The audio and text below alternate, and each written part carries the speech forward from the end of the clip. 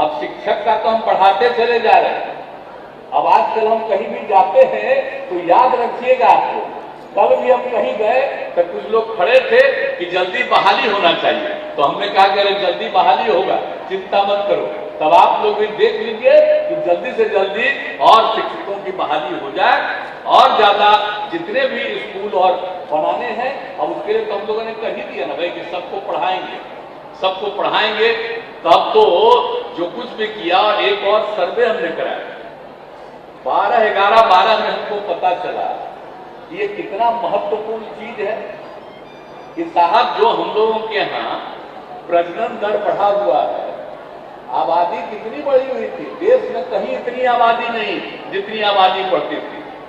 जब हम लोगों ने काम शुरू किया तो उस समय था एक ही परिवार का पति पत्नी का, और एवरेज पूरे बिहार में मिलाकर के 4.3 था। अब उसके बाद उसका अध्ययन हुआ कि अगर पति पत्नी में पत्नी मैट्रिक पास है तो देश भर का प्रजनन दर 2, और बिहार में भी अगर लड़की महिला मैट्रिक पास है तो उसका भी प्रजनन दर, जो पत्नी मैट्रिक पास है उसका भी 2, और उसके अलावे 12वीं कक्षा तक भी, इंटर तक का भी पढ़े हुए हैं। तो देश भर का था प्रजनन दर 1.7, और बिहार का था कि अगर महिला इंटर पास है और तब उसका प्रजनन दर मिला 1.6। कितनी खुशी हुई कि अब प्रजनन दर कम करने के लिए हम सब लड़की को इंटर तक पढ़ाएंगे, तभी जाकर के देश का ये अब उसके इंटर तक पढ़ाने के लिए और लड़कियों की सुविधा के लिए कितना इंतजाम करवाए हैं। आपको पता ही न है कि हम तो सब कुछ करते ही रहते हैं।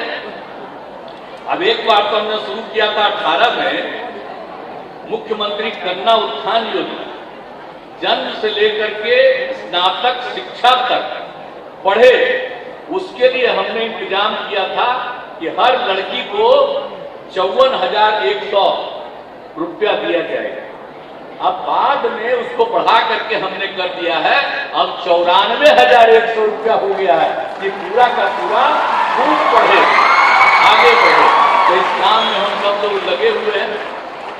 अब यही सब की बात है, तो इसलिए इन सब बातों को ध्यान में रखना है, और पूरा का पूरा हर तरह से जो बात हुआ है तो आप समझ लीजिए कि जो हमने आपको बताया था कि जो कुछ भी इसकी स्थिति आई, और जो प्रजनन दर की बात हमने कही, जो उस समय 4.3 था, अब घटते घटते प्रजनन दर पहुंच गया है बिहार में 2.9 पर। और इसीलिए हम चाहते हैं कि खूब लड़कियां पढ़े, और अगर लड़कियां पूरा पढ़ लेगी तब जाकर के प्रजनन दर 2 से ही नीचे जाएगा बिहार का, और तब कोई इस तरह से ज्यादा नहीं।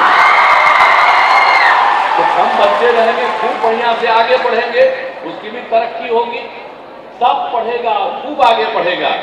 हम तो एक पिछड़ा राज्य, अब एक अलग बात है, लेकिन जितना मेहनत हम लोग कर रहे हैं, आज जितना ज्यादा पढ़ाई से लेकर के एक काम, सब तरह का काम किया है, गांव गांव तक हर तरह से सड़क पहुंचाने का काम, हर घर तक पक्की गली और नाली का निर्माण, हर घर तक पेयजल, एक एक चीज का काम, शौचालय का निर्माण, सब हम लोग करवाए, और भी जो बचा है उसको भी आगे बढ़ा रहे हैं। तो ये सब काम तो हम लोग कर रहे हैं और करते रहेंगे, इसमें कोई शक नहीं। लेकिन हमारी यही इच्छा है कि हमारे समाज का विकास हो, और उसके लिए जरूरी है कि शिक्षा के क्षेत्र में लोग पढ़ें।